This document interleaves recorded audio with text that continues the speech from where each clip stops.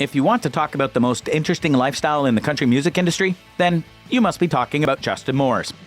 What's really the intriguing thing about Justin Moore's lifestyle and net worth?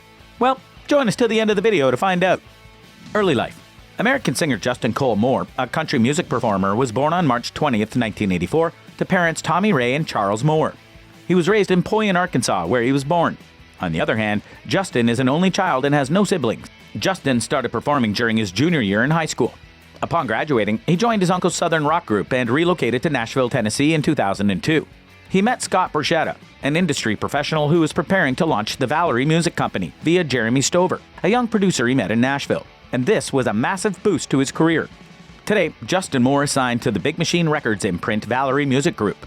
6 studio albums, including his 2009 self-titled debut, Outlaws Like Me in 2011, Off the Beaten Path in 2013, Kinda Don't Care in 2016, Late Nights and Long Necks in 2019, and Straight Outta the Country in 2021 have been released by him for the label. The #1 singles, Small Town USA, If Heaven Wasn't So Far Away, Till My Last Day, Let the Night Roll, You Look Like I Need a Drink, Somebody Else Will, the ones that didn't make it back home, Why We Drink, We Didn't Have Much, and With a Woman You Love are among his 18 chart appearances on the US Billboard Hot Country Songs.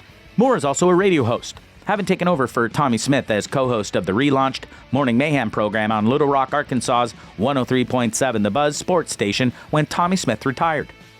Music career. Justin Moore started his career when he was quite young.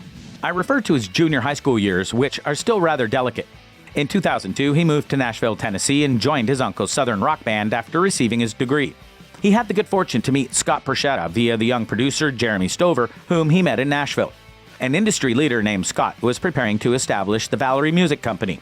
If Justin waited, Borchetta said he would get him a record contract. Justin made a big professional move in the middle of 2008 when he chose to join the Valory Music Group, a division of the record company Big Machine Records.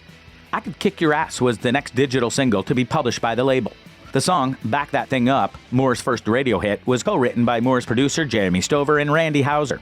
On the US Billboard Hot Country Songs list, it peaked at number 38.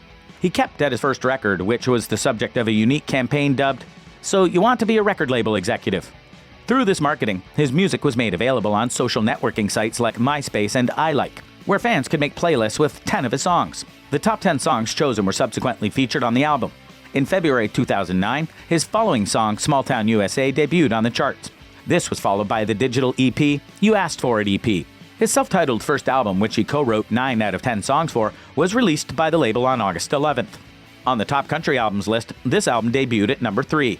His Small Town USA tour, which started in his birthplace of Poyen, Arkansas, and featured multiple visits in small communities, as well as acoustic performances in Walmart shops, served to promote the song and album. His first #1 hit, Small Town USA, peaked on the Hot Country Song charts for the week of October 3, 2009. The third single from the album, Backwoods, was made available in October 2009. With a peak position of number 6 in April 2010, it became his second top 10 hit. How I Got to Be This Way, the fourth single from the album, peaked at number 20. He released the song If Heaven Wasn't So Far Away in February 2011, which Rhett Akins had previously recorded for his 2007 album People Like Me, but which failed to chart. The version by Justin Moore debuted on the Hot Country Songs chart at position 46. His third top 10 success on that chart, the song reached number 1 for a second time 3 weeks later in June 2011. His third top 10 hit overall. The song serves as the album's leadoff single and was released on June 21, 2011, under the name Outlaws Like Me, Beta Hook, and Till My Last Day. The 2 follow-up songs both debuted in the top 20. The latter peaked at number 1 on the country airplay chart. Taste of Country reports that on May 12, 2012, a deadly accident involving the tour bus carrying Joseph Taylor and Justin Moore happened. Moore made intentions to go on a headline tour in 2013, which was then provisionally scheduled to start in March.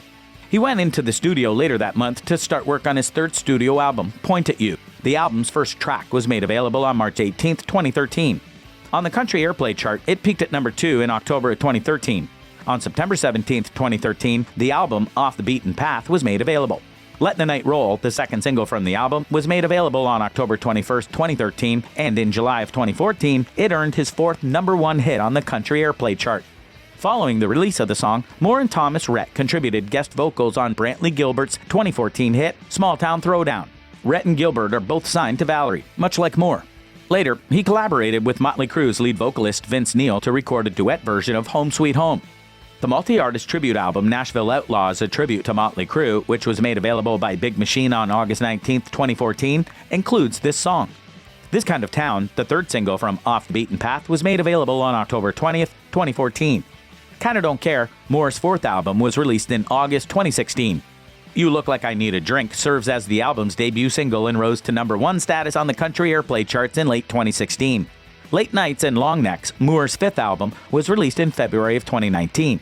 The Ones That Didn't Make It Back Home is the album's first single. On March 25, 2021, Moore released a statement about his sixth album, Straight Outta the Country.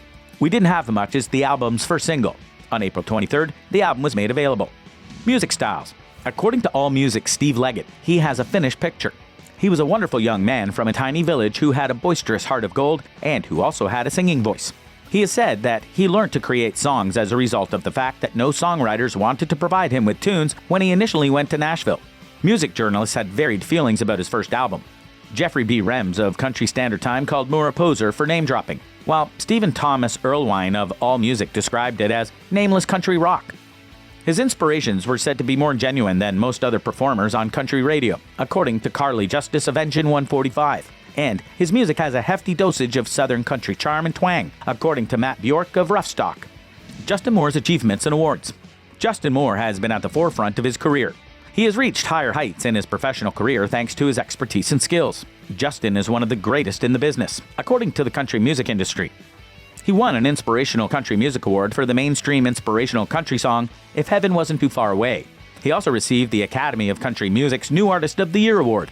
At the American Country Awards, Justin, who is still on his path, was awarded Artist of the Year Breakthrough Artist. Justin Moore's net worth. Throughout his career, Justin has won a lot of awards. He clearly states that his profession provides the bulk of his money.